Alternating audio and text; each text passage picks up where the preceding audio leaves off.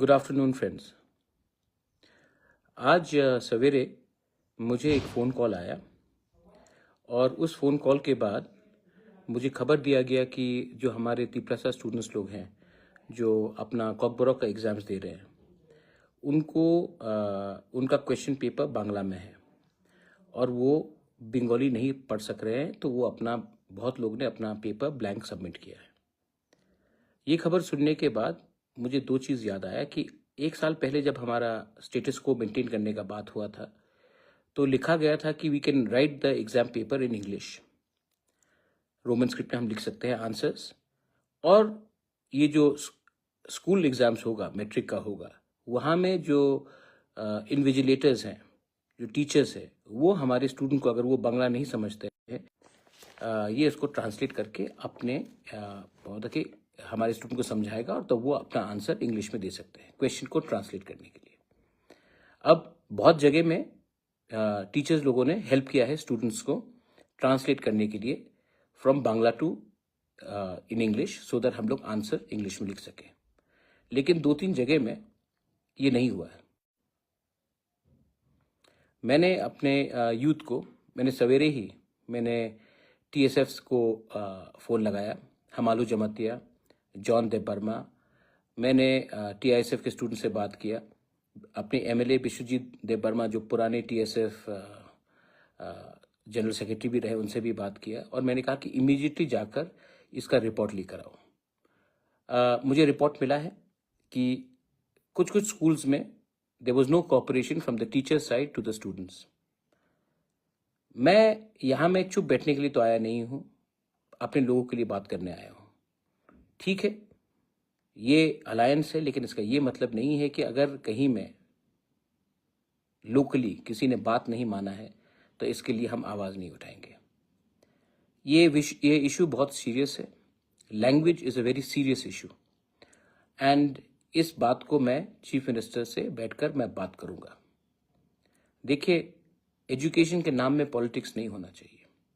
आज we all need English education, because अगर हमें इंग्लिश एजुकेशन मिलेगा तो कल हमारे बच्चे लोगों को अच्छा नौकरी मिलेगा, not only in Tripura, not only in India, but across the world.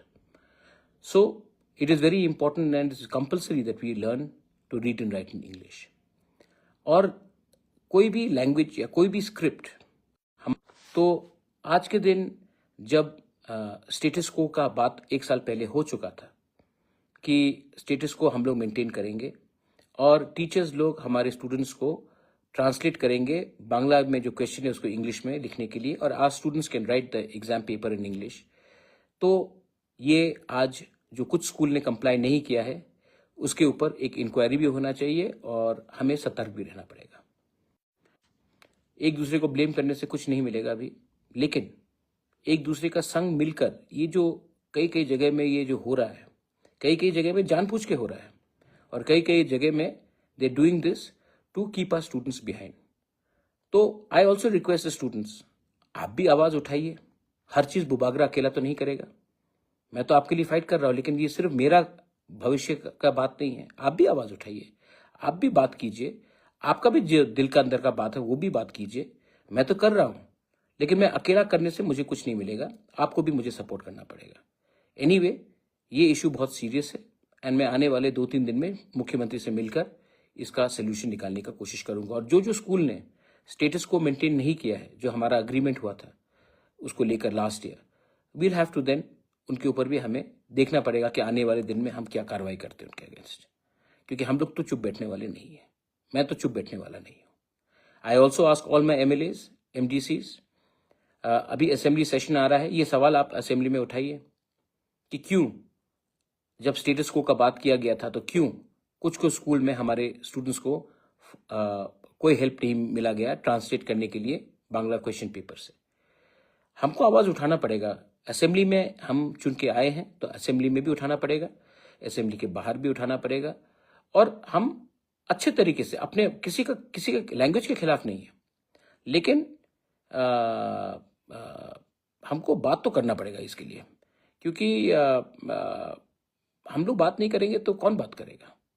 So I am asking everyone to do so. Once again मैं TSF को फिर से बोल रहा हूँ, हमालू जमातिया, जॉन देबबर्मा, मैंने आपको कहा था, आपने रिपोर्ट भी दिया है मुझे। मैं अगले 2 दिन में आपसे मिलकर इसके बारे कौन से स्कूल में कोऑपरेशन नहीं मिला टीचर से, इसके बारे भी हमको मालूम करना पड़ेगा।